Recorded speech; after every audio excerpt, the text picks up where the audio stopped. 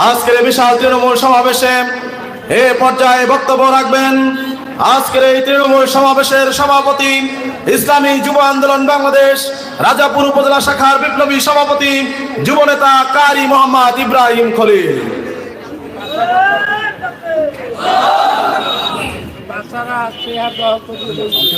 আসসালামু আলাইকুম ওয়া রাহমাতুল্লাহি ওয়া বারাকাতুহু।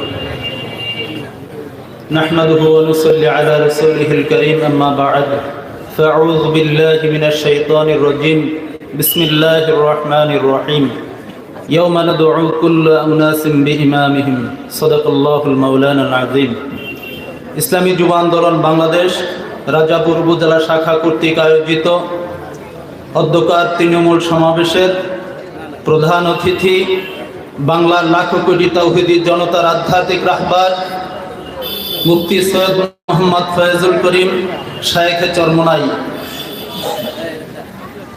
অধ্যকার তৃণমূল সমাবেশের বিশেষ অতিথি থাকিবেন প্রভাষক মাওলানা আল আমিন, কেন্দ্রীয় সাংগঠনিক সম্পাদক, ইসলামী যুব আন্দোলন বাংলাদেশ।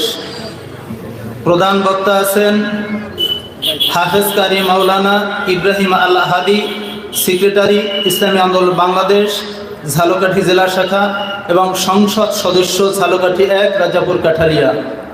মঞ্চে আরও অন্যান্য নেতৃবৃন্দরা উপস্থিত আছেন।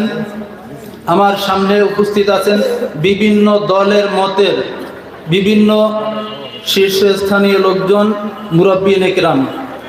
আপনাদেরকে একটু কথা অবহিত করি, সেটা হলো অল্প কথা, 2-1 মিনিটের ভিতরেই শেষ করব।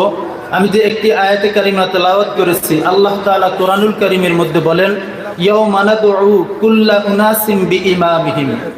প্রত্যেকটা মানুষকে তার দলের নেতার সাথে উঠতে হবে। আচ্ছা, আপনাদের কাছে একটা প্রশ্ন, 2-1 মিনিটের ভিতর শেষ। একটা প্রশ্ন, আমরা মসজিদে নেতা নিয়োগ দেই কিনা বলেন? নেতা নিয়োগ দেই না ইমাম? ইমাম শব্দের অর্থ কি? জোরে আওয়াজ দিতে হবে। ইমাম শব্দের অর্থ কি? ইমাম শব্দের অর্থ কি?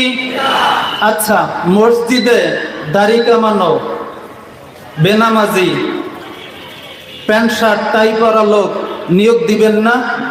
কেন দিবেন না? প্রশ্নের জবাব দেন, কেন দিবেন না?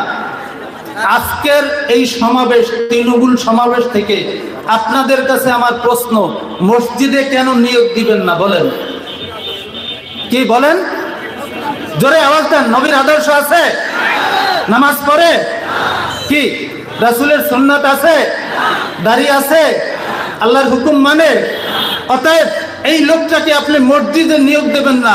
তাহলে একটা মসজিদে 500-1000 লোক হয়, সেখানে যদি আপনি নিয়োগ দিতে দ্বিধাবোধ করেন, তাহলে রাজাপুর কাঠালিয়াতে কমপক্ষে 2.25 লক্ষ ভোটারের প্রতিনিধি নেতা কিভাবে মানেন বলেন? মানা সম্ভব?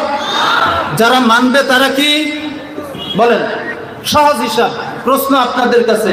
অতএব এই কথা থেকে আপনাদেরকে আমি উদাত্ত আহ্বান জানাবো যে এখনো সময় আছে, আমরা সঠিক লাইনে ফিরে আসি। কি ঠিক না?